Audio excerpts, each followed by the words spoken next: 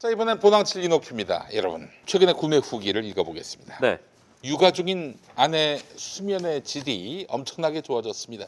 스마트워치 핏빛을 착용하고 잠을 자면 수면의 질 체크가 가능한데 먹기 전 80점 정도 되고 깊은 수면이 30분에서 40분 정도밖에 안 나오던 것이 보낭칠 이노큐를 먹은 다음부터는 90점이 넘어가고 깊은 수면 시간이 1시간 내지 1시간 반 정도 나옵니다. 아, 많이 좋아졌네요. 그럼 이거 먹으면 되겠네. 그러게요. 오늘 장어를 먹었고 네. 밤에 그 우리 아내를 편안하게 해주기 위해서는 어. 이걸 또 먹으면 되겠네요. 이 광고가 있다는 얘기 듣고 돌아오셨다는 얘기. 그래요. 다시. 이거 먹고 간다 그러면은 그럼 아내가 집에 있을 겁니다. 네네. 네, 그래요. 우선 짜증이 줄어들고요. 아내들과 좀 더 놀아줄 수 있게 되더라고요. 부부 잠깐만. 사이도 좋아지고요. 부부 짜증이 사이가 왜 좋아질까? 왜 좋아질까? 저기 아까 그 아이들과 좀 더 잘 놀아줄 수 있다고 얘기를 하셔야 되는데 아내들과 좀 더 잘 놀아줄 수 있다고 얘기를 하셨어요. 아, 그랬어요? 아내들이라고 했어요? 죄송합니다. 큰일 납니다, 큰일.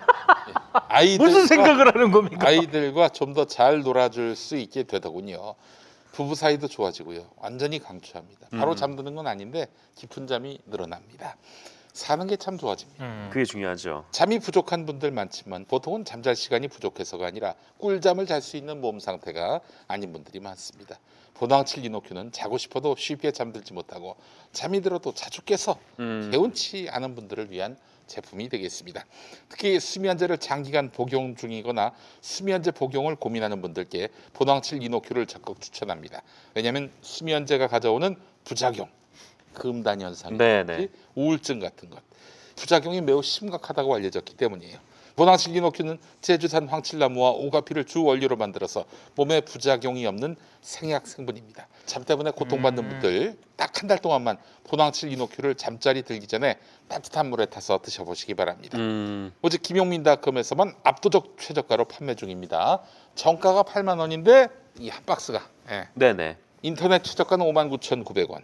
김용민닷컴은 52,000원이 되겠습니다. 아하. 52,000원. 저렴하네요. 그래요. 자, 이게 다시 말씀드리지만 일부에서 보셨던 얌테이블 국내산 자포니까 민물장어를 먹고 네. 그리고 보낭칠 이노큐를 먹으면 밤에 좋다. 네, 밤에 좋다. 무엇이 좋을까요? 네? 다 좋다. 전체적으로 포괄적으로 좋다. 네. 예. 잘 잘 수 있지 않습니까? 네, 그렇습니다. 예. 자, 여러분 많이 사랑해 주시고 많이 또 구매해 주시기 바라겠습니다. 보낭칠 이노큐였습니다. 돌진하라! 면역성을 지켜라! 장이 필요하셔야 합니다. 야, 홍삼수 먹으라고 했잖아. 아직도 안 먹었어? 고박사 홍삼순 58,000원? 이런 걸 누가 만들었을까? 나야. 네, 국물 없는 기자회 오늘 아주 정말 스페셜 게스트를 모셨어요. 네. 바로 우리 김의겸 열린민주당 의원님이세요. 어서 오십시오. 네, 안녕하세요. 반갑습니다. 아이고, 우리 선배님 정말 고생 많이 하셨습니다. 이제 또 국회 네. 들어가셔서 뭐 날마다 뉴스의 주인공이 되세요. 예. 네네. 뭐 김의겸 의원에 대해서 뭐 아시는 바 좀 얘기해 보세요. 김의겸 의원님에 대해서는 저희 와이프가 잘 알죠.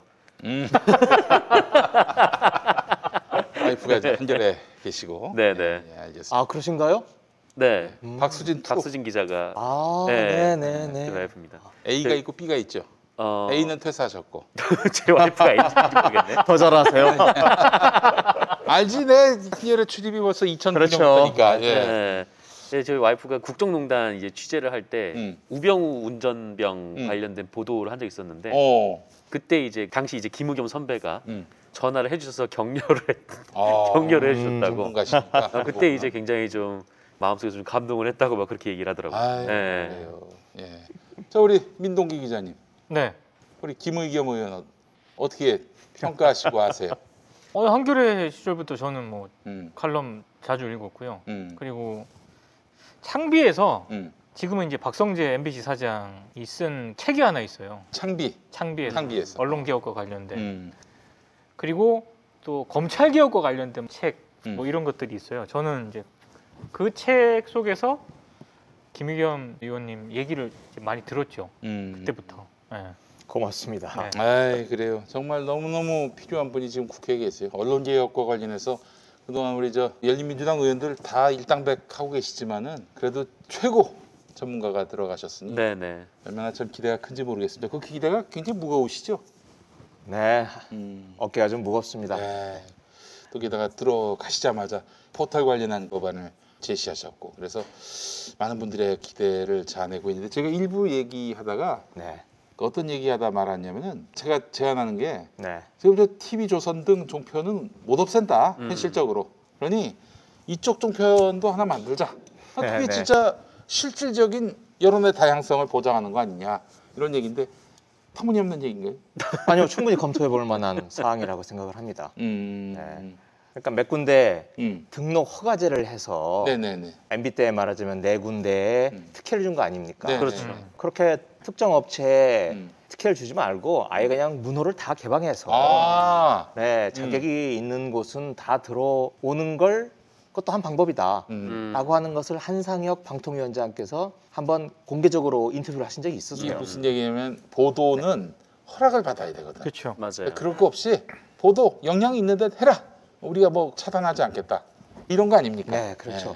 뭐 어떻게 보면 지금 뉴스를 유튜브에서도 많이 좀 다루시고 뭐 하다 보니까 뭐 사실 뉴스를 통제를 한다라는 게 큰 의미는 없어진. 아니 이게 웃기는 게 상황이긴 해요. CBS가 라디오에서 뉴스를 하는데 CBS TV는 선교 채널이란 이유만으로 기독교 채널이란 이유만으로 뉴스를 못하게 해요. 네. 심지어 맞아요. 스크롤로 나가는 자막 뉴스도 못하게 한다고. 음. 그러니까 이게 뭐 얼마나 말이 안 돼요 이게. 근데 또 한편으로 생각해 보면은 근데 이 저쪽 네 가지 종편은 출범한 이후에 온갖 특혜를 다 받았잖아요. 그러니까 네. 앞번호에 배치도 되고 막 그랬는데 음. 이게 뭐 모두에게 문을 열게 되면은 뒤이어서 들어오는 이제 후발주자들은 TV조선이나 이 다른 데처럼 뭐 기회도 받지 못하고 그냥 결국 이제 출범만 시켰다가 또 네. 사그라지는 거 아닌가. 그래서 그런, 네. 이게 레드오션이 될 가능성이 네. 있다라고 지금 반대하시는 분들의 논리는 또 그렇게 나오고 있죠. 네, 좀 그런 우려도 한편으로 좀 들더라고요. 아 그런데 케이블이나 이런 것들도 점점 유튜브나 넷플릭스에 의해서 점유율이 떨어지고 있지만 여전히 그래도 식당 가면은 또 많은 수의 국민들이 이걸 봐요. 케이블을 보죠. 네. 방송을 보기 때문에 IPTV로 보기 때문에 우리가 아무리 열심히 얘기해봐야 사실은 정말 TBS의 라디오에 하나 얹어서 뉴스가 나가면은 이렇게 뉴스가 되듯이 이 참 이 뉴미디어의 뉴스의 확장성은 굉장히 떨어진 반면에 이런 종편이나 이런 데는 여전히 또 그 영향력이 있기 때문에 이건 앞으로도 장기적으로 보더라도 여론의 다양성을 위해서는 반드시 보장될 일이고 그거 좀 추진해 주시면 안 돼요? 적극적으로 검토하겠습니다. 예. 아니 그 국회에 있는 민주당 내 언론 전문가는 몇 안 돼요. 지금 저기 정필모 의원 네. 정도하고 우리 김의겸 의원님 정도가 아닐까 싶은데. 예. 아, 요즘 또 저기 얘기 나온 김에 그 언론 얘기하기 전에 네. 정경심 교수 지금 2심 재판이 굉장히 중요하다. 5월 10일에 있는 재판이 굉장히 중요하다. 이 말씀하셨는데 네, 오늘 재판이 있었습니다. 네, 오늘 2시 반부터 지금 끝난 지 한 2시간 남짓 정도 된 것 얼마 안 같습니다. 됐구나. 예. 네, 그리고 2주 뒤에 이제 3차 공판이 진행이 되는데 사안이 좀 복잡해서 제가 아이, 이 판넬까지 좀 준비를 해왔는데 우리 방송의 게스트 중에 이런 걸 준비해 오신 분은 사상 최초입니다. 네. 저 이제 종편 하시잖아요. 네. 그 정도는 준비를 해와야죠. 아이 감사합니다. 예, 너무 영광입니다. 참여할 수 있죠? 예, 지금 네. 준비하고 있습니다. 예, 네. 그러면 제가 저도 잠깐의 준비가 필요한데. 네. 근데 사실은 우리 저 김의겸 의원님이 네. 전에 쓰신 걸 보니까 이거는 뭐 어렵겠다 했는데 계속 2심 시작되면서 변호인 측이 적극적으로 얘기한 걸 보고 와 이거 사안이 생각했던 것 같고 완전히 다른데 그 말씀하시더라고요. 네. 제가 한번 좀 설명을 드리겠습니다. 네. 오늘 변호인이 4월 12일에 1차 공판 때 검찰의 주장에 대해서 반박을 했었고 오늘 다시 또 그 연장선에서 검찰의 증거 능력을 탄핵하는 증거를 제출을 했습니다. 제가 두 가지만 말씀드리겠습니다. 그 전에 검찰의 주장은 이겁니다. 정경심 교수가 2013년 6월 16일 방배동 자택에서 문제의 컴퓨터를 사용해서 네. 조작했다, 위조했다 이건데 그러면서 검찰은 그 문제의 PC가 방배동 자택에 1년 전, 2년 전부터 쭉 있어 왔고 그 뒤로도 계속 있었다라고 하는 주장입니다. 계속 방배동에 있었다. 방배동에 있었다. 네. 네. 그리고 6월 16일에 정경심 교수가 서울에 방배동 집에 있었던 건 검찰이나 변호인이나 똑같이 인정을 하고 있습니다. 그러니 유조를 하려면 6월 16일에 그 컴퓨터도 방배동에 있어야 되는 거죠. 그렇죠. 그런데 딱 6월 16일은 아니지만 6월 16일 앞에 그리고 6월 16일 직후에 그 PC가 방배동이 아닌 동양대에 있었다라고 하는 증거를 오늘 제출을 한 겁니다. 자, 우선 첫 번째로 이걸 한번 좀 봐주시기 바랍니다. 이게 정경심 교수가 2013년도 1학기 내내 동양대 일정입니다. 월요일 오후 2시, 또 매주 화요일 오전 10시, 화요일 오후 2시 이렇게 수업이 또 회의가 있었습니다. 네. 그리고 이때마다 그 직전이나 또는 직후에 그 문제의 컴퓨터를 정경심 교수가 쓴 게 이번 증거에 나타났습니다. 그러니 사람이 동양대에 있었고 또 그 컴퓨터도 동양대에 있었다는 얘기가 되는 거죠. 5월 20일에 보면 2번 자료를 한번 보면요. 여기가 지금 5월 20일입니다. 5월 20일 또 5월 20일에 이 자료를 보면 영재협력사업계획서라고 해서 5월 20일에 수업 들어가기 직전에 네. 컴퓨터를 사용한 증거가 있고 그리고 5월 27일에는 아마존 킨들이라고 하는 프로그램을 여기 있죠. 아마존 킨들이라고 하는 프로그램을 수업하기 직전에 사용한 게 나타났습니다. 그런데 이런 반론이 가능해요. 결강했던 거 아니냐. 컴퓨터는 방배동에 있고 이 컴퓨터는 교수가 수업 안 하고 결강하고 방배동에서 만들 수도 있지 않느냐라고 하는 건데 제가 다시 또 이걸 보여주면 정경심 교수가 5월 27일에 종강을 합니다. 종강을 하면서 학생들에게 편지를 보내는데 이렇게 나와 있어요. 오늘 갑작스러운 종강을 맞아 참 섭섭합니다. 우리는 단 한 번의 결강도 없이 지금까지 왔습니다. 라는 이메일을 보내요. 전체 학생들에게. 그런 걸 봐서 매주 월요일 수업을 5월 20일, 27일 했다는 증거고 그 직전에 컴퓨터를 사용했다. 그러니 정경심 교수가 또 그 컴퓨터가 5월에는 동양대에 있었다라고 하는 걸 보여주는 증거라고 할 수 있겠습니다. 이것 말고도 5월 7일에도 있는데요. 5월 7일에 보면 2시 47분에 나와 있습니다. 5월 7일에는 화요일인데 이날 회의하는 시간에 영어 교재 파일을 출력받은 그리고 5월 7일에 동양대에서 회의를 했고 그 컴퓨터에서 영어 교재 파일을 출력받은 그런 자료입니다. 그런 걸로 봤을 때 5월에 세 차례 5월 7일, 20일, 27일 세 차례 정 교수와 컴퓨터가 동양대에 있었다. 이렇게 말을 할 수 있는 거죠. 이게 이 PC가 노트북 같으면은 이동성이 가능하니까 그렇지만 이건 노트북이 아니라 데스크탑이에요. 데스크탑도 그렇죠. 사진을 보신 분이 계신지 모르겠는데 2008년형 아주 구형 탱크같이 큰 컴퓨터입니다. 네. 그걸 검찰 주장도 맞고 변호인 쪽 주장도 맞다면 정 교수가 이걸 방배동 자택에서 쓰다가 또 동양대로 가져갔다가 또 서울로 가져왔다가 제가 좀 이따 8월 이야기를 할 텐데 8월에는 다시 또 동양대로 가져가는 노트북처럼 사용했다는 이야기가 되는 겁니다. 그래서 일반적인 상식으로는 잘 납득이 안 되는 상황이 있는 겁니다. 아니 USB로 그냥 필요한 파일을 꽂아서 아니면 인터넷에 전송을 하거나 필요한 그렇지 파일을. 뭐 메일로 전송을 하거나 네, 그렇죠. 그렇죠. 데스크탑. 근데 그런 자료나 흔적은 나타나지 않고 있습니다. 8월 하나만 더 하죠. 네. 이게 지금 8월에 이제 불행하게도 6월, 7월은 잘 안 잡힙니다. 그리고 이제 그 다음에 8월에 나오는 자료인데 정 교수가 이 컴퓨터에서 영수증을 하나 발견했어요. 이 영수증을 보면 이게 8월 22일 오전 10시 10분 이렇게 써 있습니다. 제가 빨간 원으로 쳤는데 이때 이 우체국에서 뭘 소포를 보내고 그 영수증을 핸드폰으로 찍어서 자기 컴퓨터에다가 저장을 한 겁니다. 그걸 발견을 했는데 그러니까 뭐 이건 확실한 동양대 근처의 우체국입니다. 네. 그런데 이걸 보면 그 시간이 아까 10시 10분이라고 그랬죠. 네. 근데 그 컴퓨터를 보면 9시 55분에 그 컴퓨터를 사용하다가 그 다음에 한 30분 비어 있어요. 그랬다가 10시 36분에 다시 사용한 흔적이 나타납니다. 그래서 이건 뭘 말하냐. 오전 9시 55분에 그 컴퓨터를 사용하다가 잠깐 멈춰놓고 등기를 보내. 동양대에 있는 우체국에 가서 보내고 다시 또 돌아와서 그 컴퓨터를 사용했다는 확실한 증거로 보입니다. 아, 네. 아유 이 정도 네, 객관적인 증거는. 네, 그래서 최소한 5월, 음. 8월 이때는 컴퓨터가 동양대에 있었다. 검찰은 쭉 방배동에 있었다라고 주장하고 있는데 그런 검찰의 주장에 대해서 하여튼 탄핵하는 그런 증거가 나왔기 때문에 이에 대해서 검찰이 좀 답을 해야 될 그런 상황에 있습니다. 검찰에서 이런 얘기하는 거 아닙니까? 그 표창장 위조가 중요한데 학교에서 위조했을 가능성이 있지 않느냐. 그런데 학교라고는 얘기를 하지 않아요. 집에서 했다. 집에서 했다는 겁니다. 음. 여러 가지 이유를 말하는데 그 이유는 뭐 가족들이 같이 사용했다. 그러니 동양대에 있었던 건 아니다. 서울에 있었다라고 얘기를 하는 겁니다.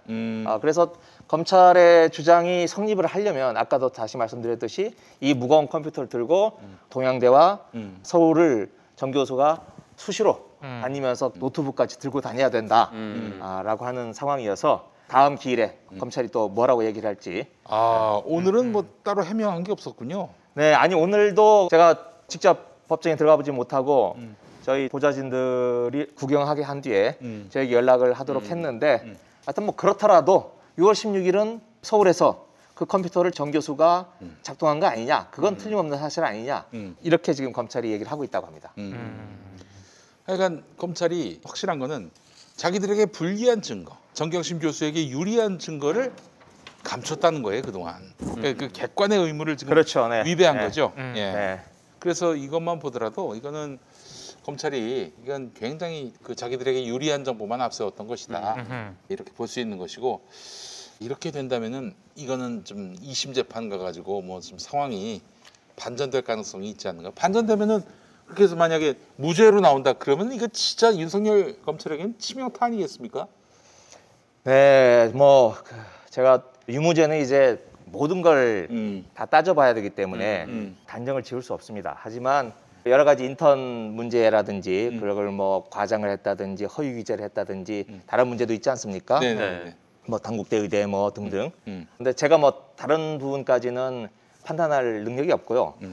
이 건이 중요한 것은 처음에 사모펀드로 시작을 했다가 그렇지. 조국을 잡기 위해서 뭐 그 학교 또 갔다가 온갖 군데를 다 돌아다니지 않습니까? 그러다가 마지막에 이 동양대 표창장이라고 하는 게 가장 상징적인 사건으로, 그렇죠. 어쩌면 노무현 대통령이 돌아가시기 직전에 논두렁시계라고 하는 그 치욕적인 굴레를 씌우면서 그런 비극적인 상황이 발생했던 것처럼 이 사건이 동양대 표창장이 가장 논란이 많았던 그리고 가장 어찌 보면 대중들의 정서, 국민들의 정서를 자극했던 사건인데 이 사건에 어떤 중요한 증거들이 지금 허물어져 가고 있는 게 아닌가. 그래서 기자들도 이를 좀 지켜봐 달라라고 제가 지난주에 호소를 했었습니다. 왜냐하면 아무데도 기사를 쓰지 않았기 때문에 제가 뭐가 맞는지는 모르겠지만 최소한 이걸 좀 지켜보고 기사를 써야 되는 거 아니냐라고 제가 이야기를 했었고, 제가 좀 더 말씀을 드리면, 그런데 하여튼 우리 한국 언론계에 좀 안 좋은 풍토가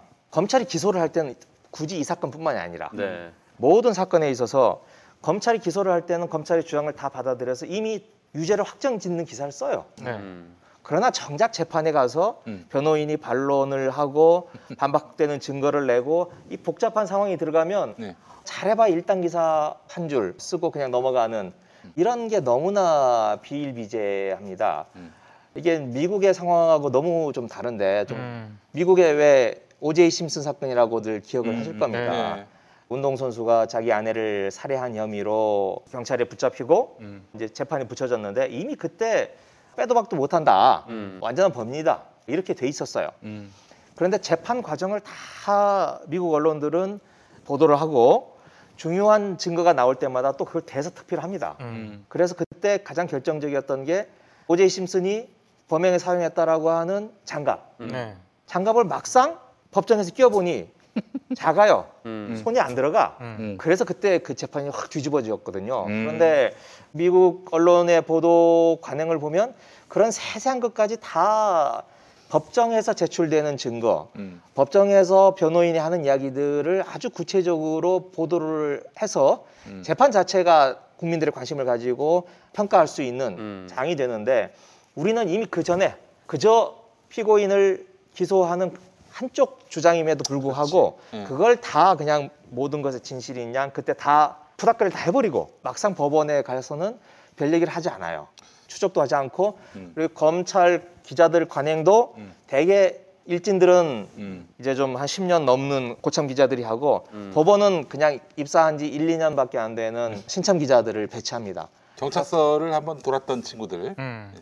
아예 돌지도 않은 경우도 많아요. 아, 그래요? 네, 그리고 이제 바로 배치되는 경우도 많고 그리고 이제 지난 1차 공판 때 이미 IP 주소라고 하는 중요한 이야기가 나왔음에도 불구하고 보도가 되지 않는 것을 보면서 이런 한국적 관행에다가 거기에 뭐랄까요 조국 사건에 대한 일정한 관성이 붙어서 그걸 역으로 가기는 좀 상당히 좀 어려운 상황이 아닌가라고 싶었습니다. 그래서 제가 지난번에 한번 좀 취재를 좀 해달라 오늘 재판에 대해서라고 제가 좀 이야기를 한번 했었습니다. 그래요.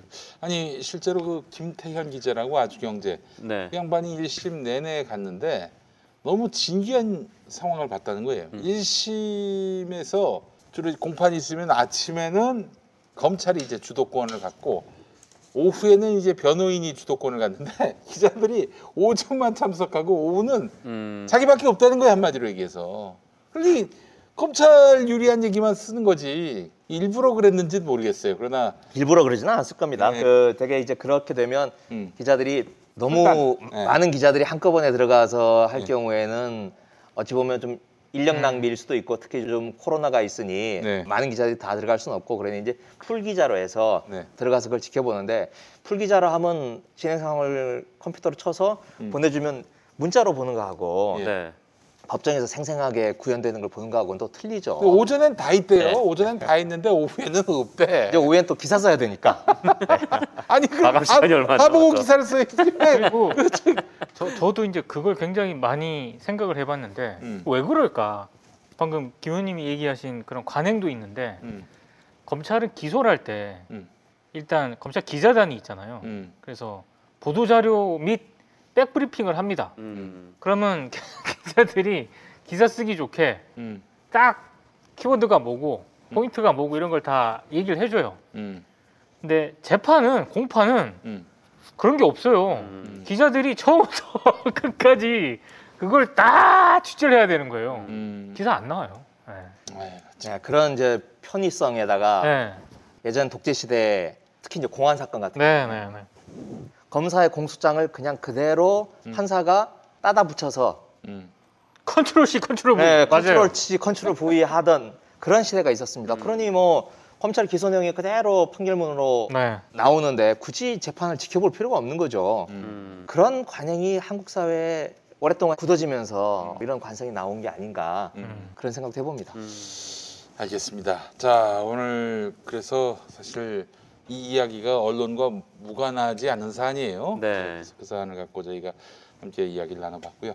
자 오늘 사실 김의겸 의원님 모시고 여쭤볼 현안이 많습니다. 나오시자마자 뭐 워낙 많은 화두를 던지셔가지고 저희들의 관심사도 많은데 우리 저 민동기 기자님부터 한번 좀 김의겸 의원님께 여쭤봐 주시죠. 일단 언론 개혁 얘기하기 전에 오늘 큰 빅 이벤트가 하나 있었잖아요. 어떤 거?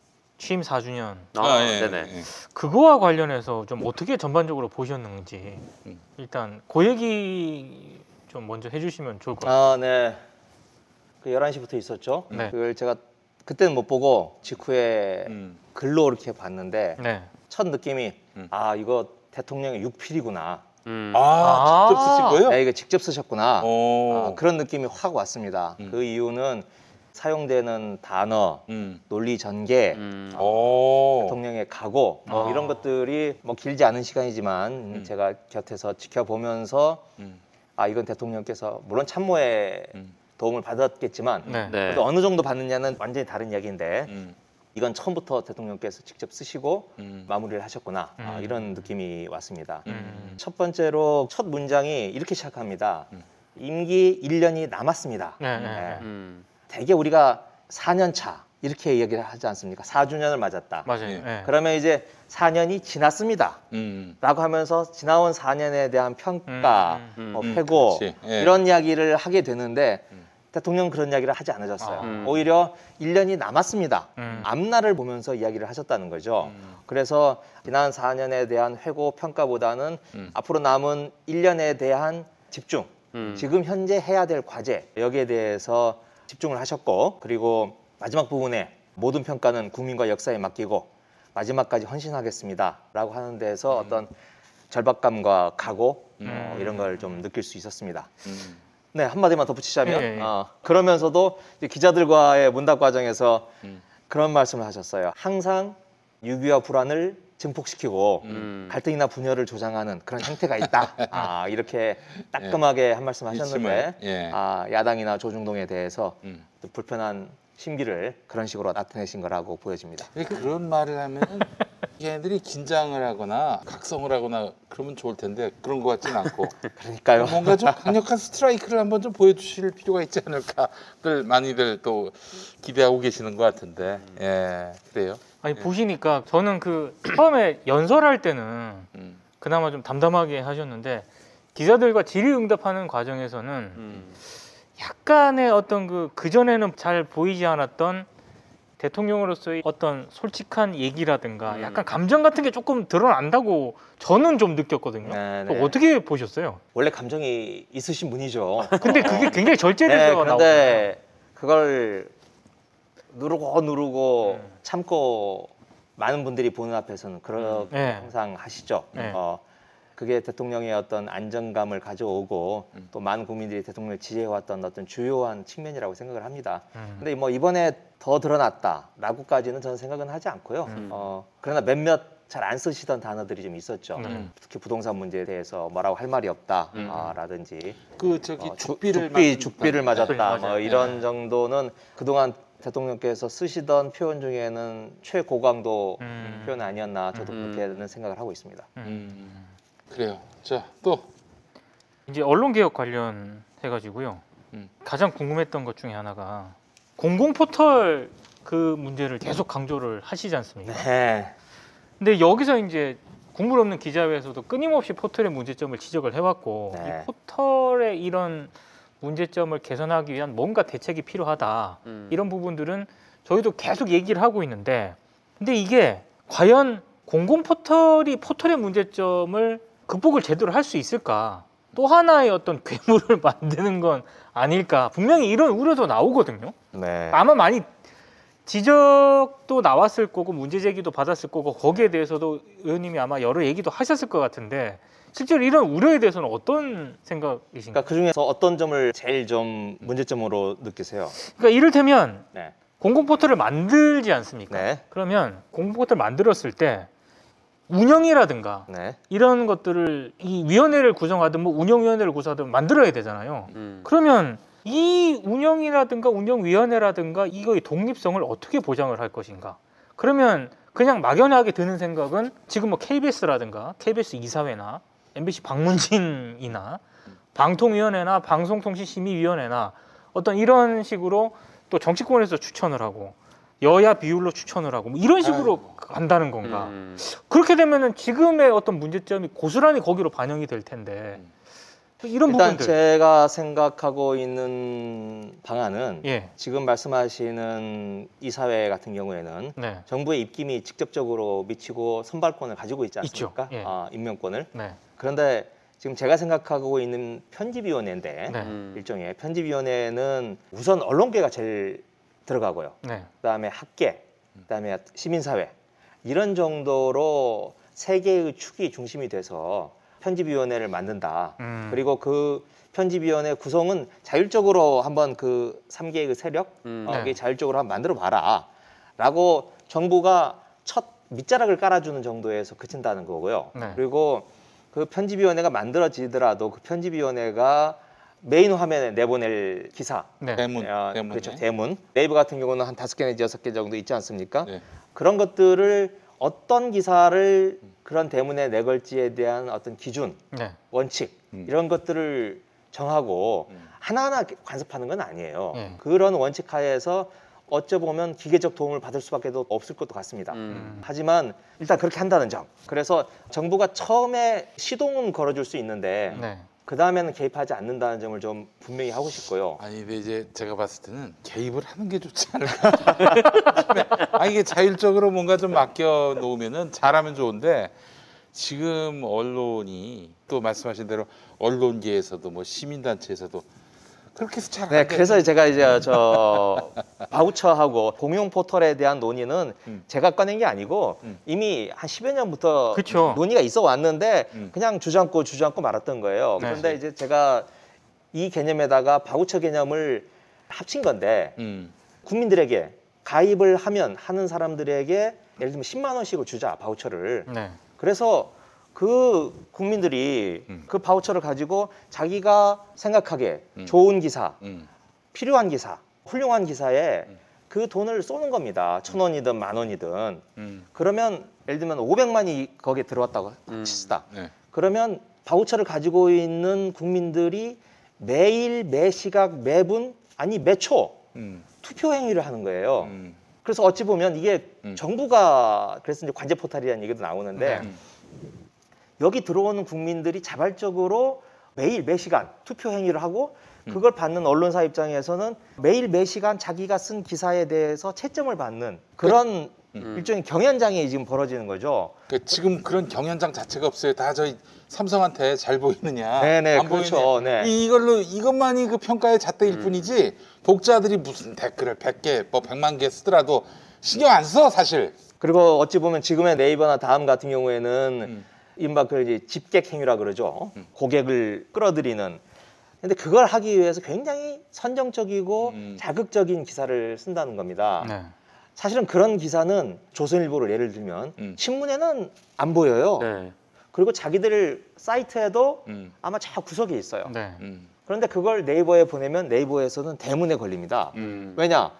굉장히 섹시한 제목과 선정적이고 자극적인 기사이기 때문에 설사 정치적 견해가 다른 사람이라도 가서 눌러보게 되는 거죠. 그리고 한번 누르면 그게 계속 반복해서 그런 류의 기사가 이용자에게 뜨도록 지금 만들어져 있는 시스템이기 때문에 네이버나 다음이 설사 악의는 아니더라 할지라도 장사 속으로 모객을 하기 위해서 계속 그런 저질 불량품 기사를 계속 대문에 걸게 되는 이런 시스템을 이제 그만하자라고 하는 그때도 시작을 했고 그건 뭐 누구나 다 공감을 하는 것 같아요. 그럼 어떻게 할 거냐? 네. 그랬더니 가장 이제 과격한 분은 아예 뉴스를 다루지 못하게 하자. 포털에서. 여기 그 얘기 하셨어요? 아니 그러니까 이제 완전히 구글처럼 그렇죠. 검색만 할 수 있게 하자. 검색 기능만 검색만 하도록 하고 뉴스를 못 다루도록 하자라고 하는 주장부터 있었는데 저도 그게 제일 깔끔한 것 같아요. 그래서 한번 학자들하고도 이야기를 좀 해봤는데 그건 다 고개를 절레절레 흔듭니다. 그게 뭐 일단 유연적인 요소가 너무 많다. 그리고 이용자의 선택권을 제약한다. 기왕에 있는 거니까. 네네, 그 수요가 있으니까. 그리고 뭐 또 한국에서는 금지한다 할지라도 이제 구글이나 애플, 뭐 페이스북 이런 데서 이제 뉴스를 한국에 맞춰서 들어올 텐데 네. 넷플릭스가 들어오듯이 그럼 그건 어떻게 규제할 거냐? 그건 너무 또 차별 아니냐? 네. 등등 이야기가 많아서 아 그건 현실적이 아닌 것 같다라고 하는 생각에서 그러면 제대로 꽃을 피워보지 못한 공용 포털을 한번 되살리면서 근데 그 전에는 금전적 동기라든지 뭔가 동력이 잘 없었거든요. 네. 그런데 바우처 제도를 한번 같이 결합해서 하자. 또 바우처 제도는 최근 ABC 문제로 이 신문 광고라고 하는 게 그야말로 그냥 바로 계란판 만드는 대로 가는 그런 신문에다가 몇천억씩 우리 정부가 예산을 쏟아붓고 있지 않습니까? 그러니까 그거 쓰지 말자. 그런 신문에다가 그걸 쓰지 말고 그 예산이면 바우처를 줘서 시민들에게 국민들에게 투표할 수 있는 돈을 차라리 나눠주고 좋은 기사, 훌륭한 기사, 필요한 기사에 지원할 수 있도록 하자라고 하는 이제 생각과 고민이 이제 결합돼서 한번 제가 이렇게 제안을 드려본 겁니다. 뭐 많은 비판을 받고는 있습니다만은 그래도 아예 그냥 무시당하고 아무런 반응이 없는 것보다는 비판이라도 이렇게 이야기가 나옴으로 해서 포털의 문제점이 다시 한번 각성되고 우리 사회가 합의할 수 있는 어떤 논의가 일단 좀 시작됐다, 출발했다라고 하는 점에서 저는 의미가 있다고 그러니까 이게 생각합니다. 다 좋은 쪽으로 이제 토론과 논쟁이 필요한 영역이니까요. 네네. 저는 그런 거 필요하다고 보는데 지금 김유교 의원님 제안하신 내용을 보면은 결국에는 이 공공 포털에 들어오는 어떤 신문사들, 언론사들을 상대로 미디어 바우처가 됐든 이렇게 정부 세금을 집행을 하자는 그런 얘기지 않습니까? 네, 그렇습니다. 네. 그러면 만약에 안 들어오는 언론사에 대해서는 집행 대상이 아니라는 얘기잖아요. 그렇죠. 안 들어오는 언론사까지는 뭐 시민들이 자기가 10만 원이나 5만 원의 바우처를 가졌을 때 네. 그걸 쓸 수가 없게 되는 거죠. 안 들어올 수가 없어. 그렇게 하면은 안 들어올 수가 네, 없어. 근데 이제 들어오긴 들어올 텐데 네. 그렇죠. 그럼 들어와서 이 매체들이 그러니까 좋은 양질의 기사를 써야 되는데 사실 이렇게 포털하고 시민들이- 똑같은- 그래서 우선 네이버를 보면서 아무 생각 없이 자극적이고 선정적인 기사를 누르는 거하고 내가 5만 원을 가지고 있는데 한정된 내가 믿고 신뢰하는 언론사에 돈 10,000원, 1,000원을 쓰는 거하고는 일단 다를 거라는 겁니다. 네. 그리고 그래서 편집위원회가 중요한데 편집위원회가 일정한 범주는 정해줘야 되는 거예요. 예를 들면 이른바 진중권 저널리즘이라는 게 있는 거 아닙니까? 그냥 그대로 막말을 갖다 붙여가지고 따옴표만 따서 따옴표 저널리즘이라고도 하죠. 해서 내보낸 그런 식의 기사. 그런 식의 기사는 이 공영 포털을 더럽히는 그렇죠. 유해 물질이니까 그런 기사는 아예 말하자면 대문에 걸지 못하도록 제한을 가할 수 있는 거죠. 네. 그렇게 해서 일정한 정도 예를 들면 비속어라든지 또 언론에 적합하지 않은 용어를 제목으로 사용하는 또는 뭐뭐 아닐까라고 하는 낚시성 질문의 기사 물음표 하나 또 던지고 물음표도 던지고 또는 내가 그냥 잘 아는 수법인데. 일방적으로 페이스북에 있는 글을 그냥 그대로 전제한다든지 그렇지. 네. 이런 식의 기사들에 대해서는 대문에 걸지 않는다라고 하는 일정한 원칙을 만들면 아까 말씀하셨던 어떤 네이버나 다음에서 어떤 질적 수준의 하향 평준화가 이루어지는 것과는 달라질 거다. 다시 한번 정리를 하자면 편집위원회에서 일정한 기준을 만든다. 양질의 기사만 대문에 건다. 두 번째로 아무 생각 없이 선정적인 제목에 낚시가 걸려서 제목을 눌러보는 것과 달리 자기가 1,000원이라도 돈을 쓸 때는 한 번 더 생각을 하는 거 아니겠습니까? 그런 점에 있어서 기존의 포털과는 분명 다를 거다 이렇게 생각을 합니다.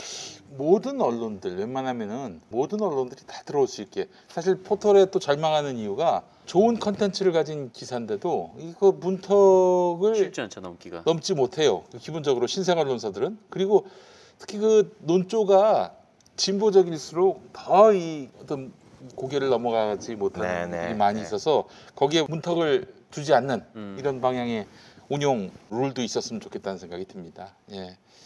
근데 이게 저는 약간 근본적으로 약간 의문이 드는 게 이게 어쨌든 포털에서 발생한 문제를 해결하거나 극복하기 위해서 공영 포털이라는 나름의 대안을 제시를 한 거지 않습니까? 네. 포털의 문제를 포털로 극복하자는 건데 우리는 과연 이 뉴스를 소비하는 행태를 포털이라는 이 울타리를 벗어날 수 없는 건가? 그냥 내가 만약에 어떤 언론사의 기사를 읽고 싶을 때 그냥 상식적으로는 저는 아직도 사이트 들어가서 보거든요. 네네. 그런 식으로 어떻게 뉴스 유통 구조를 바꾸는 어떤 그런 노력은 진짜 현실적으로 불가능한 건가? 저는 이런 좀 고민이 있거든요, 개인적으로. 네. 그렇게 될 수 있다면 그 방향으로 가는 것도 한 길이라고 생각을 하는데 네. 지난 10여 년 동안의 흐름을 보면 점점점 더 포털에 의존하는 게 강해지죠. 지금 국민 4명 중 3명이 포털을 통해서 지금 기사를 소비를 하고 있습니다. 75%가 넘고 아마 최근에는 80%가 넘는다는 조사까지 나오고 있어요. 네. 왜냐하면 가장 편하잖아요. 굳이 어디를 찾아가 보고 사이트를 갈 때마다 걸리는 시간이 있는 거고요. 그런데 또 저기 지저분한 광고들이 많아가지고 네네 그렇죠. 포털은 그게 없어. 사실 그 인터페이스가 그 언론사 개개 홈페이지랑 포털이랑 진짜 비교도 안 돼요. 그러니까 맞아요. 검색하려는 것도 검색도 정말 포털에서 쉽게 할 수 있는데 그렇지. 언론사 홈페이지 가서 검색하려면 그것도 정말 생각보다 잘 안 나오는 검색 결과가 뭐 그런 편리성을 봤을 때는 이 포털을 이 소비 중독을 끊을 수가 없는 그런 상황인 것 같긴 해요. 네, 아무래도. 그 문제점도 있고요. 또 하나는 지금 다음이나 네이버가 네. 흔히 말해서 뉴스를 검색하는 거는 물론이고 지금까지 계속 뉴스와 관련된 서비스를 해왔기 때문에 나름의 자본과 나름의 노하우가 엄청나게 축적이 돼 있거든요. 네. 근데 이게 공영 포털을 만들어서 지금의 다음과 네이버 정도의 어떤 경쟁력을 갖추려면은 네. 그것도 적지 한번 않은 자본이 투자가 돼야 돼요. 네. 그렇지 않다 그래요. 아 그래요? 네, 그게 몇 년 전만 해도 그 기술적 수준이 격차가 컸는데 그렇죠. 예. 네, 지금은 뭐 정확한 액수는 모르겠습니다만은 그냥 몇십억 정도의 투자만 있으면 몇십억이요? 네, 그 정도의 기술력을 예. 만들어낼 수 있다고 하는 겁니다. 특히 지금 언론재단에서 운영하고 있는 카인지 있지 카인즈, 않습니까? 예. 네, 카인지 역사 뭐 오래됐지 않습니까? 네. 지금 거기에 엄청난 자료들이 쌓여 있죠. 네, 거기 근데 데이터베이스 아무도 들어가지 않습니다. 언론 연구원 학자나 좀 네. 들어가는 정도입니다. 이제는 기자들도 안 들어가죠. 네. 그런데 거기에 쌓여 있는 데이터 그리고 그 비카인즈에다가 어느 정도의 자본을 투입하면 그 카인즈 자체를 말하자면 그런 공용 포털로 변신하는 게 가능하다라고 한 답을 들었습니다. 그래요. 기술적인 문제나 이런 것들은 큰 문제가 아닌 것 같고 네. 또 뭐 계속 진화하니까 네. 또 그래도 그쪽에서 관여했던 사람들을 이 인력으로 끌어오면은 그건 어려운 일은 아닌 것 같은데 이제 중요한 거는 이렇게 되면은 여간 이 포털에 패권이 과연 이동할 수 있느냐 이 문제로 이제 이렇게 뉴스 소비 행태나 유통 구조를 한번 유통 경로를 바꾸는 게 예. 이게 쉽지가 또 않거든요. 그리고 이제 결국엔 또 관건은 기존의 포털은 뭐 이용할 것들이 많아요. 메일도 있고 맞아요. 블로그도 있고 네, 카페도 카페도 있고 있고. 맞아요.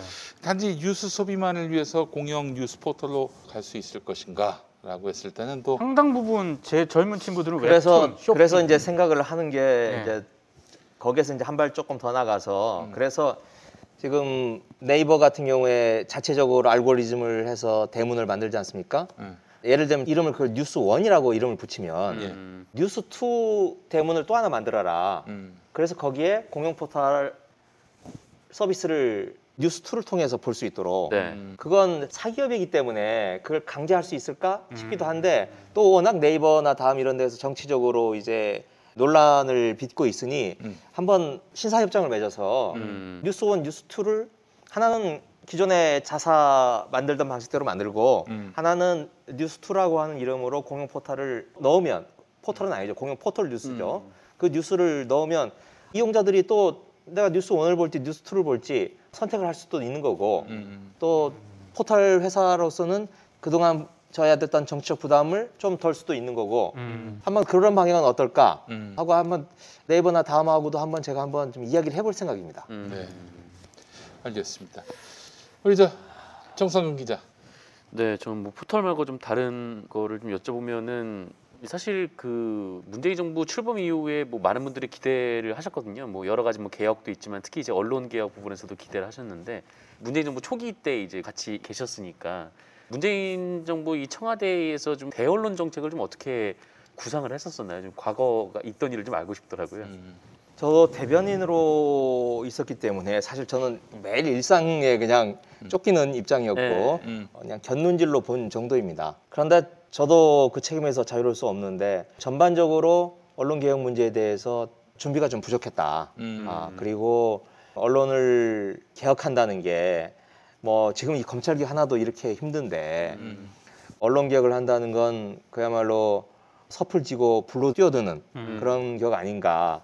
또 괜히 긁어부스럼 만드는 거 아닌가라고 하는 정서들이 좀 늘 있었던 것 같아요. 그래서 초기에 좀 남북 문제라든지 지방선거, 총선 다 불리한 언론 환경 속에서도 좋은 성과를 냈기 때문에 괜히 긁어부스럼 만드는 게 아닌가라고 하는 생각으로 대단히 좀 신중하고 조심조심 그러다 보니 뭐 밖에 계신 분들은 아무것도 하지 않는다라고 하는 비판을 받는 게 너무나 당연할 정도로 그렇게 당연하다고 생각하시군요. 네, 그렇게 갔던 게 아닌가 싶습니다. 그런데 이제 부동산 문제라든지 환경이 좀 어려워지고 또 그런 것도 있지만 또 이 가랑비에 옷 젖듯이 네. 계속 때려 맞으니까. 문재인 정부에 대해서 때려 맞으니까 어찌 보면 점점점 골병이 드는 거죠. 알게 모르게 골병이 들다가 부동산이라든지 뭔가 다른 어떤 충격이 오니까 그냥 이런 표현이 적절한지 모르겠습니다만 그냥 푹 무릎이 그냥 꺾이는 그런 상황이 왔던 게 아닌가. 그래서 하여튼 근데 언론 개혁 문제는 뭐 깃발을 든다고 무조건 되는 건 아닌 것 같고 국민의 뜻을 그 필요성, 절박성을 국민들과 같이 만들어 가야 그리고 1년도 안 남은 이 대선 과정에서 그런 걸 다시 한번 확인해 나가는 절차가 필요하지 않을까 생각합니다. 그 몇 가지 이제 저 백가정명식 해법인데 언론사 세무조사하고 안 까는 거예요. 안 까는 방법이 있어요. 네네. 저기 YS가 그랬거든. YS가 네, 그랬죠. 조사는 다 해놓고 네. 안 까. 그러니까 이게 말하자면 칼은 칼집에 있을 때 가장 무섭다고. 그렇죠. 그런 방법도 있고. 그리고 저희가 앞부분에서 얘기한 건데 종편을 차라리 네. 하나를 제대로 만들었다면 어땠을까. 초기에 사실 현 정부가 언론에 특혜 안 주고 공정한 토대 위에서 운영하겠다. 언론 개혁을 그렇게 천명을 하다 보면은 당연히 이제 기득권 세력화된 언론들이 반발할 것이고 절대 우호적으로 기사를 안 쓸 것이 확실한데 여기에 대한 대비가 너무 없었던 게 아닌가 그런 생각 들고 말이죠.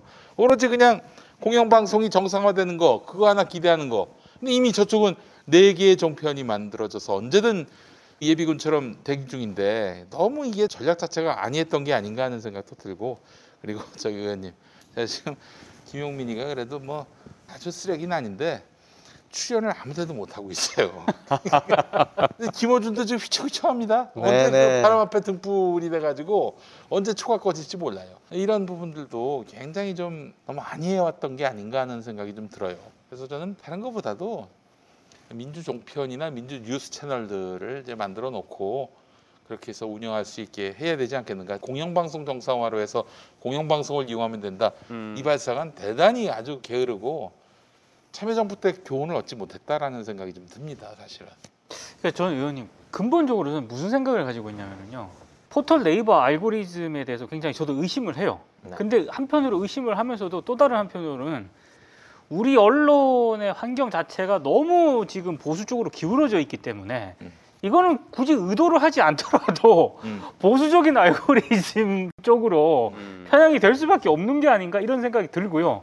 또 하나 공공포털에 대해서 그 취지는 충분히 공감을 하는데 왜 자꾸 제가 회의적인 생각이 드냐면은 기존 기성 언론의 문제점이 여전히 그대로 남아 있는데 이게 공공포털을 만든다고 해서 이 문제점이 이 공공포털에서 드러나지 않을 것인가 비슷하게 올 것 같다. 자꾸 이런 생각이 드는 거예요. 기존의 기성 언론들 네. 조중동이 그대로 네이버에 오는 것만이라도 전 감사하다라고 생각을 하는 겁니다. 말하자면 조중동이 그래도 자기들이 자기 신문을 만들고 자기 사이트를 만들 때는 아무리 저질의 기사를 만들더라도 최소한의 품위를 지키려고 노력을 하는데 이게 포털로 오는 순간에 그냥 제가 정치적 포르노라고 표현을 한번 한 적이 있는데 포르노. 네. 포르노 기사들이 돼버리고 마는 거죠. 네. 제가 어떤 기사를 한번 본 적이 있냐면 진중권이 이낙연 전 민주당 대표에 대해서 멍청이라고 하는 표현을 쓴 적이 있어요. 그런데 그걸 조선일보가 그걸 제목으로 진중권, 이낙연 멍청이라고 하는 제목으로 기사를 쓰고 그게 네이버의 대문에 걸려 있어요. 그래서 제가 깜짝 놀랐어요. 어떻게 이런 기사가 멍청이라는 걸로 기사를 쓸 수 있을까? 그리고 어떻게 포털 대문에 걸릴 수 있을까 싶어서 제가 궁금해서 이제 조선일보 사이트를 찾아가 봤어요. 그런데 네이버에서는 5개, 6개의 대문에 있었는데 조선일보 사이트에 들어갔더니 저 아래 하단쯤에 보이더라고요. 그러니까 그건 창피해서 앞에 걸 수가 없는 기사죠. 그래도 자기 사이트에는 걸더라고요. 그래서 다음날 아침에 일어나서 종이신문을 한번 확인해 봤어요. 안 보여요. 네. 안 씻죠. 안 싫죠. 못 씻는 거죠. 그런데 그런 염치 없는 짓을 뻔뻔한 짓을 포털에는 대놓고 한다는 거죠. 그래서 포털이 제가 보기에는 단순히 보수화, 우양우만 하는 게 아니고 아래로 내려가고 있다. 하향 평준화를 시키고 있다. 그래서 그 하향 평준화를 막는 것만이라도 하자. 이게 좀 극렬한 방법으로 기사를 쓰잖아요. 그러기 위해서는 물론 이제 지금 보수 쪽으로 일방적으로 기울어져 있는 운동장을 바꾸는 문제와 함께 그런 것들이 더 노골화돼서 더 악화된 측면으로 나타나고 있는 포털에 대해서 뭔가 좀 개선책을 좀 해보자라고 하는 고민 속에서 나온 겁니다. 지금 이제 그 문체위를 가셨는데 네네. 그 문체위를 가셨으니까 지금 그 ABC 협회 관련돼서 좀 그래요. 많이 이 나왔잖아요. 질문 나와야 돼. 네. 질문. 근데 이제 그 문체위 문화체육관광부가 뭐 조사를 하고 그다음에 뭐 개선 방안을 마련하겠다라고 했는데 그 뒤로 소식이 없어가지고 네. 혹시 어떻게 모니터하실 것 같아요. 네, 지금 뭐 저희들이 지켜보고 있는 중인데요. 네. 문체부에서는 조사 대상을 좀 넓혀서 제대로 조사를 해서 6월까지 결론을 내겠다라고 하고 있는데 이게 쉽지 않은 것 같아요. 저희들이 계속 체크를 하고 있는데 그 지국을 샘플 대상이 되고 있는 지국의 문체부 직원과 ABC 직원 등이 일단 ABC 직원이 협조를 안 해요. 다들 그냥 협조를 안 하고 그러니까 문체부 직원들이 거기를 가면 문을 안 열어줘요. 지국에서. 그래서 뭐 괜히 문 두드리고 뭐 다시 와보고 이런 상황이 지금 벌어지고 있는 것 같습니다. 그래서 의원님, 문체부 공무원이 못할 수가 있습니까? 그러면 공무 집행에 협조하지 않는 데에 따른 아주 처절한 대가를 경고하고 그렇게 해서 문을 열게끔 만들어야 되는 거 아닌가요? 왜 이렇게 좀 일이 어렵다고? 예, 지금 저 ABC라고 하는 곳이 예. 법적으로 비영리 사단법인입니다. 네. 네, 그래서 말하자면 정부가 통제할 수 있는 권한이 사실 거의 없어요. 그럴 땐 이 수단도 있지 않습니까? 지금 정부가 네. 예를 들면 지자체도 그렇고 어떤 그 지자체로부터 광고를 받는 언론이 있을 거 아니에요? 근데 그 항상 지자체에서 요구하는 게 ABC 협회 가입했냐 안 했냐 이거 네, 물어본다고. 맞아요. 야 그래 그럼 앞으로 ABC 협회 가입 안 해도 우리 광고 수주할게 받아줄게. 너희들 있으나 마나야 열심히 해봐. 이렇게 네. 하면서 완전히 ABC 네, 그래서 협회 정부 광고 통첩하는 거예요. 지금 ABC 협회에 가입해야 어. 정부 광고를 집행할 수 수가 있도록 지금 네. 되어 있습니다. 네. 그래서 정부 광고가 지금 1년에 1조 1천억 원이나 돼요. 음. 그 ABC 협회에서 발행하는 그 근거를 기준으로 지금 정부 네. 광고를 집행하고 있는데 ABC 협회 이런 상태라면 그걸 근거로 해서 우리 광고 못 하겠다. 라고 그렇죠. 사실 광고를 그냥 안 하는 수도 있는 겁니다. 네. 그래서 하여튼 최대한 강력하게 이 문제에 대해서 문체부가 조처를 취할 수 있도록 촉구하고 준비하도록 하겠습니다. 예, 지금 보니까 문체부가 저렇게 공무원들이 몸살이는 이유는 아 이거 괜히 또 이렇게 조중동 잘못 건드렸다가 우리가 큰 거 다치는 거 아닌가 이게 있는 것 같아요. 느낌. 네. 예. 미디어 정책국이라는 곳이 가장 인기 없는 부서라고 합니다. 예, 안 거기 가서 가려고 이제 하고 그 있어요. 잘해야 본전이니까 네, 그렇죠. 잘해야 본전이니까. 그래서 좀 이렇게 막 지국이나 이런 데서 협조 안 하고 막 그럴 때 좀 뭐랄까요 좀 뭔가 좀 부탁같이 드리면 의원님들이 한번 기습을 해보시는 거 지국에 의원들이 무슨 일이 있어 솔직히 얘기해서 그 단계에서는 해머 들고요. 해머 들고 가서 한번. 빠르로 그냥 뜯고 그냥 빠르로. 이거 네. 그냥 제 개인 생각인데 예. 문체부 공무원들보다 네. 의원들이 그거 더 안 하려고 할 것 같아요. 아 언론하고 척지는 거 쉬운 일 아닙니다. 아주 완전히 자기 그렇죠. 어? 하루만 사는 이 하루살이 같이 그렇게 덤비지 않는 이상은 쉽지 않죠 사실은. 예. 그 우리 기자님 뭐 질문할 것도 있어요? 네, 기자 일을 오래 하셨던 이제 기자계의 좀 선배이시잖아요. 근데 이번에 이제 국회의원이 되면서 좀 이제 언론사 소유 구조 문제를 얘기를 하셨었는데 좀 뭐랄까 이게 소유 구조를 바꾼다고 해도 지금 기자들이 저 모양인데 뭐 지금 보도를 바꿀 수 있겠는가 그런 얘기도 있어요. 그래서 언론계 선배로서 좀 이 얘기가 가슴 아프실 것도 하고 여러 가지 생각이 좀 드실 것 같은데 좀 어떻게 보시나요? 일반적으로 제도가 중요하냐 사람이 중요하냐 뭐 이런 얘기들 많이 하지 않습니까? 그에 대한 답이 특별히 없다고 할 수도 있지만 저는 언론계에서는 제도가 훨씬 더 중요하다라고 생각을 합니다. 언론사의 사주가 그 언론사를 장악하는 비율이 높으면 높을수록 그 언론은 보수 또는 기득권 세력을 옹호하는 쪽으로 간다라고 하는 게 그 세계 유수의 언론학자들이 공통적으로 내놓고 있는 생각입니다. 우리나라에서도 극단적으로 경향신문 같은 경우를 예를 들 수 있죠. 경향신문이 한화가 사장일 때 네. 하고 그 뒤에 한화가 손을 놓고 경향의 기자들과 사원들이 주인이 됐을 때 물론 경향에 대해서 불만이 많으신 분들도 있다는 거 알지만 그래도 천양지차의 차이를 보이고 있지 않습니까? 그래서 특히 이제 제가 갖고 있는 문제는 언론이 제 사부라고 하잖아요. 그만큼 공공성이 강한 기대되는 그런 영역인데 조중동 보면 알 수 있지 않습니까? 그 족보 언론, 언론사 사주의 입맛에 맞춰서 자기의 경제적 이익을 추구하고 자신의 정치적 영향력을 확대하기 위해서 뭐 별의별 짓 다 하지 않습니까? 왜 언론은 사부라고 떠받들기만 하지 그들에게 일정한 제한과 공공적인 제약은 가하지 않는 겁니까? 미국 같은 경우에 보면 뉴욕타임즈, 워싱턴 포스트 주인이 있지만 그 주인이 그 신문사의 편집 방향이나 기사 논조에 대해서 개입을 하지 못해요. 제가 보기에는 일부러 개입을 안 했다는 건 자제력이 강해서 안 했다라기보다는 그 사회가 100년 넘게 흘러오면서 어찌 보면 그런 자율 기능, 자정 기능을 좀 가져왔던 데 비해서 우리 언론 구조는 일제치하에서 탄생하면서 그다음에 60년대, 70년대 군사정부와 더불어 했고 그리고 또 새로운 자기의 입맛에 맞는 정권을 창출하기 위해서 얼마나 여러 가지 일을 했습니까? 그리고 그 대가로 또 종편이라고 하는 떡고물을 받아먹고 이런 파행적인 행태를 지난 100년 동안 해왔는데 전 그 밑바닥에 그 소유 구조가 있다고 생각을 하는 겁니다. 지금 뭐 조선일보 같은 경우는 지금 몇 대째 내려오고 있지 않습니까? 그에 대해서 뭔가 공공적인 제약이 가하지 않으면 근본적으로 그 구조부터 좀 바꿔야 되겠다. 그 제도부터 바꿔야겠다라고 하는 게 이제 제가 소유 구조에 대한 뭔가 좀 개편이 있어야겠다. 그리고 그걸 그렇다고 뭐 뺄 수는 없죠. 하지만 소유는 인정을 하고 거기에서 나오는 이윤 뭐 이런 것들은 가져갈 수 있는 거죠. 하지만 편집이나 인사나 이런 데 대해서는 손을 떼라. 장기적으로라도 그렇게 가야 되는 거 아닌가 싶습니다. 네, 알겠습니다. 저 하나만 더 여쭙고 마무리 네네네. 될 것 같은데 출신이 한겨레시고 우리 시청자분들도 그렇고 많은 또 열린민주당을 지지하시는 분이나 더불어민주당을 지지하시는 분이나 한겨레에서 참 의견이 많습니다. 대개는 한 99%는 비판적인 견해인데 이제 또 출신이시고 하니까 굉장히 좀 깔끄러우신 부분도 있겠지만은 이렇게 뭐 여쭤보겠습니다. 우리 진보 언론이 어떻게 나아가야 한다고 보시는 건지 지금 이대로는 아니지 않습니까, 의원님? 아, 네.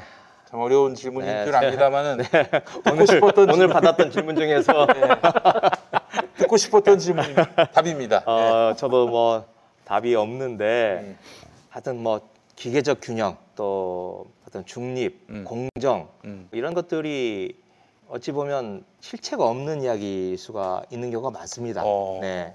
예를 들면 뭐 미국에서도 무슨 표현의 자유가 수정헌법 1조에 있기 때문에 지고지순의 가치다라고 하지만 실제로 그 표현의 자유가 미국에서 정착되고 하는 과정에서 보면 여러 가지 냄새나는 것들이 많이 있거든요. 그런데 이 진보 언론들이 어떤 그런 추상적인 가치, 현실과 동떨어져 있는 가치에 추상적으로 붙잡혀 있지 말고 현실 속에서 현실의 어떤 힘의 역학관계가 어떻게 돌아가고 그 속에서 수구 세력의 어떤 역사의 역류가 어떻게 발생하는지 제가 한겨레 후배들을 만나면 개인적으로 만나면 그런 얘기를 합니다. 1789년에 프랑스 혁명이 일어나고 나서 프랑스가 민주주의를 완성하기까지 백여 년이 흘렀다. 그런데 그 사이에 이른바 반동, 왕정 복고가 5번이나 일어났다. 나폴레옹을 포함해서 진전하면 또 후퇴하고 진전하면 또 후퇴하고 하는 그 과정을 겪었는데 그 역사의 흐름을 좀 거시적으로 보면서 우리나라 현재 지금 막 눈앞에 보이고 있는 여러 가지 공정이니 뭐 내로남불이니 하는 이런 것들은 어찌 보면 지연 말단적인 걸 수 있다. 좀 더 크게 좀 봐달라라고 하는 게 제가 후배들 만나면 하는 이야기입니다. 네, 저는 여기 덧붙여서 조선일보가 그게 좀 좋더만요. 거기야 뭐 워낙에 불공정 언론으로 낙인 찍혀서 그런 건지는 모르겠지만은 자기 진영이라고 생각되는 사람에 대해서 비판만 하는 게 아니라 상당히 망가지고 기스가 난 사람을 나중에 재활시켜 주더라고. 아니 그 정도까지는 가야 돼. 그런 정무적 판단이나 역할은 해줘야 돼 한겨레가. 그러니까 조금은 좀 폼이 안 나더라도 어느 정도 이 현실 속에서 완전히 유리된 완전한 진공 상태에서의 중립이란 건 없잖아요. 이 현실 속에 같이 적응하고 뒹구는 건데 너무 혼자 고고한 척하는 것 같아서 좀 안타깝습니다. 고고하지도 않으면서 말이에요. 아 그래요. 우리 저 김의겸 의원님 앞으로 하실 일이 정말 많고 늦게나마 이제 뒤늦게는 아니죠. 아직 뭐 그 전후반기가 지나지 않았으니까. 아직 1년밖에 안 지났어요. 예, 그러니까 앞으로 한 3년 동안에 정말 언론을 제 궤도 위에 올려놓으셨으면 좋겠고 그래서 그 일을 위해서 또 시민들하고 많이 또 소통하시고 네, 그러겠습니다. 또 마련해 주시고 저희가 끊임없이 관심을 갖고 또 이제 의원님께 좀 필요하다면 정보도 좀 얻고 또 의견들이 있으면 또 의견 드리고 그렇게 해서 김의겸을 제대로 우리가 활용하는 이번 21대 국회가 됐으면 좋겠습니다. 예. 마지막으로 우리 시청자분들께 한 말씀 좀 해주시고 마무리하죠. 네, 제가 이 자리에 온 게 1년여 전에 총선 그래 전날에 전날에 오셨어요. 전날에 왔습니다. 이 자리에 설 수 있을 거라고 생각 못했는데 국민들께서 다시 한번 저에게 기회를 주셨다고 생각을 합니다. 그래서 최강욱 다음 2등 하셨어. 그래서 정말 금쪽 같은 기회인데 허투루 쓰지 않고 아껴가면서 최선을 다해서 하겠습니다. 네, 고맙습니다. 정말 우리 촛불혁명의 어떤 도화선이 됐던 그 기사를 쓰셨고요, 우리 김의겸 의원님.